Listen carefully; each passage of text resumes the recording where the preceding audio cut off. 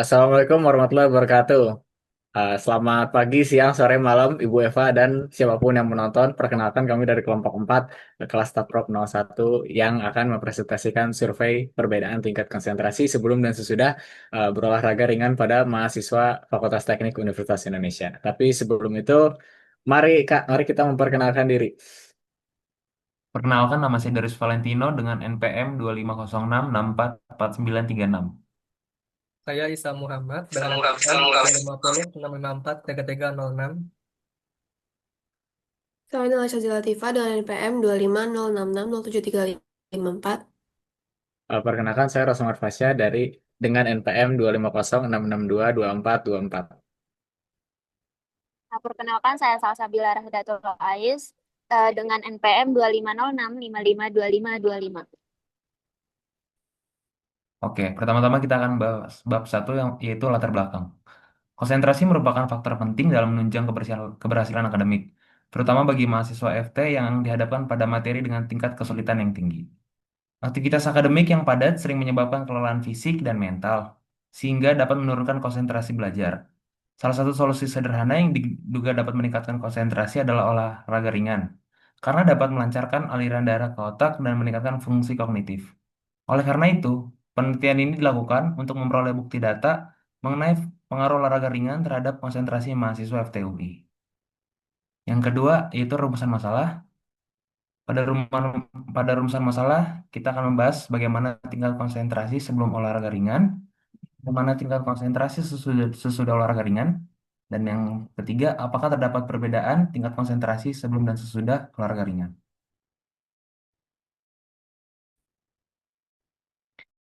Yang tim penelitian, yaitu yang pertama mengetahui tingkat konsentrasi sebelum olahraga ringan, yang kedua mengetahui tingkat konsentrasi sesudah olahraga ringan, dan yang ketiga menganalisis perbedaan konsentrasi menggunakan metode statistik.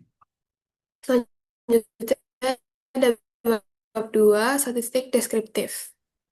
Yang pertama ada pengertian statistik deskriptif. Statistik deskriptif atau statistik deduktif merupakan tahapan statistik yang meliputi kegiatan mengumpulkan, mengklasifikasikan, meringkas, menginterpretasikan, dan menyajikan data dari suatu kelompok yang terbatas tanpa menganalisis dalam menarik kesimpulan yang bisa berlaku bagi kelompok yang lebih luas. Pengertian ini merupakan dari Dr. Harinaldi tahun 2005. Selanjutnya ada tahapan-tahapan dari statistik deskriptif. Yang pertama yaitu pengumpulan, pengorganisasian, dan penyajian data. Pada tahap ini kita mengumpulkan data kualitatif dan kuantitatif, kemudian mengorganisasikannya menjadi jajaran data. Kemudian menyajikannya dalam bentuk tabel dan diagram. Yang kedua ada tahapan distribusi frekuensi dan presentasi grafik, yaitu mengelompokkan data menjadi distribusi frekuensi dan menyajikannya dalam bentuk histogram, poligon frekuensi, atau kurva frekuensi kumulatif. Yang ketiga yaitu ukuran pemusatan, menghitung nilai khas yang mewakili posisi pusat data seperti mean, median, dan modus. Yang keempat ada ukuran penyebaran, menentukan seberapa jauh data menyebar dari nilai rata-ratanya. Yang kelima adalah skewness dan kurtosis, yaitu mengukur ciri-ciri lain dari distribusi data seperti derajat kemencengan atau skewness dan derajat keruncingan atau kurtosis. Selanjutnya ada metode pengambilan data. Pada survei ini kita menggunakan metode survei daring atau online survey melalui Google Form. Periode pengumpulan datanya dari tanggal 27 November 2025 hingga 2 Desember 2025 dengan target populasi mahasiswa Fakultas Teknik Universitas Indonesia atau FTUI yang aktif. Kemudian teknik pengambilan sampel yang digunakan adalah simple random sampling tanpa membatasi departemen maupun angkatan tertentu. Untuk profil responden kami, dari angkatan responden, seluruhnya berasal dari angkatan 2025 dengan total responden 104 responden.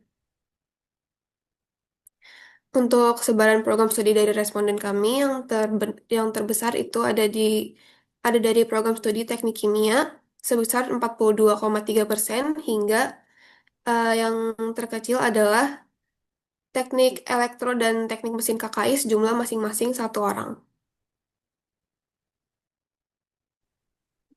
Dan kita masuk ke tabel distribusi frekuensi. Dapat dilihat bahwa rata-rata skor konsentrasi dari yang sebelum harganya itu 3,24 menjadi 4,25. Dan modus yang awalnya skor 3 bergeser menjadi ke skor 5 Dan standar deviasinya juga sedikit meningkat dari 0,32 menjadi 0,42.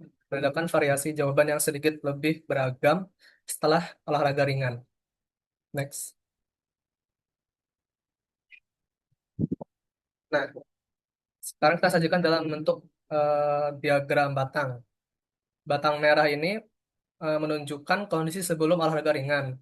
Terlihat puncaknya ada di skor 3 yang berarti konsentrasinya cenderung sedang atau biasa saja. Kemudian yang ada batang hijau yang menunjukkan kondisi setelah olahraga ringan.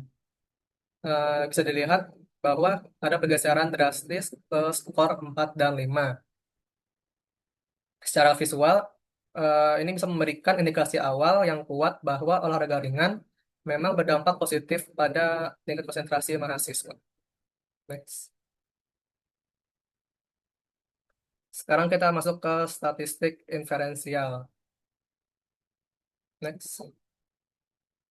Nah, secara definisi, statistik inferensial adalah metode untuk menarik kesimpulan umum atau generalisasi mengenai populasi yang lebih luas berdasarkan data sampel yang terbatas.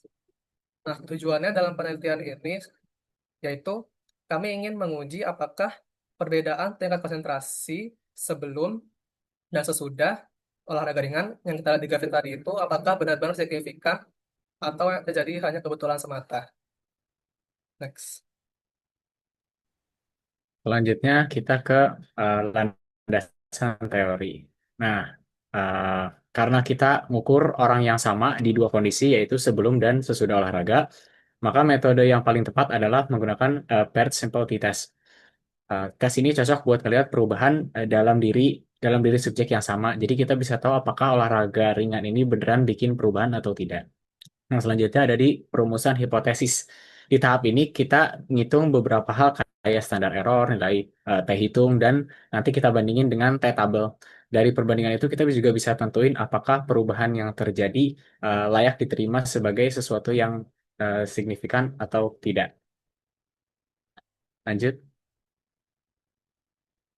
Nah, di slide ini kita masuk ke pengujian hipotesis. Pertama, kita hitung standar errornya. Karena datanya berpasangan, kita pakai rumus SD dibagi dengan akar dari jumlah sampel. Hasilnya SE-nya didapatkan 0,0412. Nah, kita lanjut menghitung T-hitung dan T-tabelnya. Bisa dilihat bahwa T-hitungnya itu lebih tinggi dari T-tabel. Jadi secara statistik kita bisa nolak H0 dan terima H1. Dengan kata lain, interpretasinya peningkatan konsentrasi yang terjadi itu bukan karena kebetulan, melainkan karena efek dari olahraga ringan tersebut. Dan ini juga menunjukkan bahwa olahraga ringan bisa membantu mahasiswa FTUI buat meningkatin fokus dan kesiapan kognitif sebelum belajar. Nah, kemudian bab 4 yaitu kesimpulan.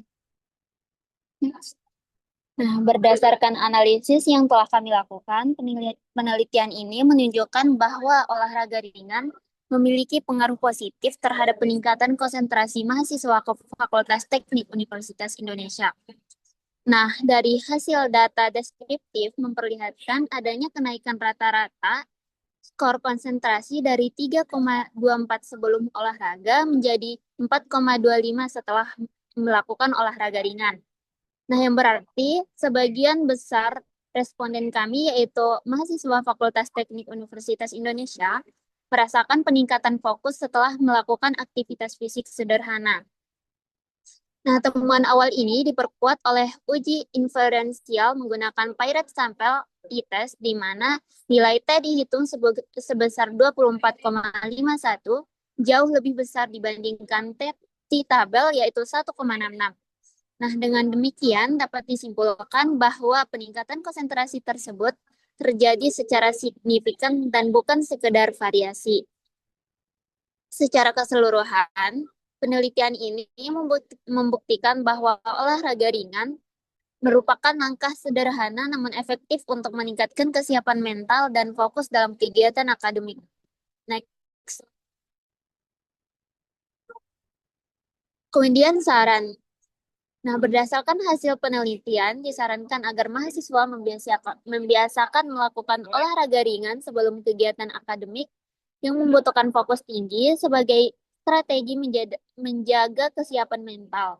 Nah, untuk penelitian selanjutnya, disarankan memperluas variasi jenis olahraga, menggunakan instrumen pengukuran konsentrasi yang lebih objektif, memperbesar dan memperberagam sampel, serta meneliti durasi efek peningkatan konsentrasi setelah olahraga ringan agar hasil penelitian lebih komprehensif dan general. Sekian dari presentasi kami.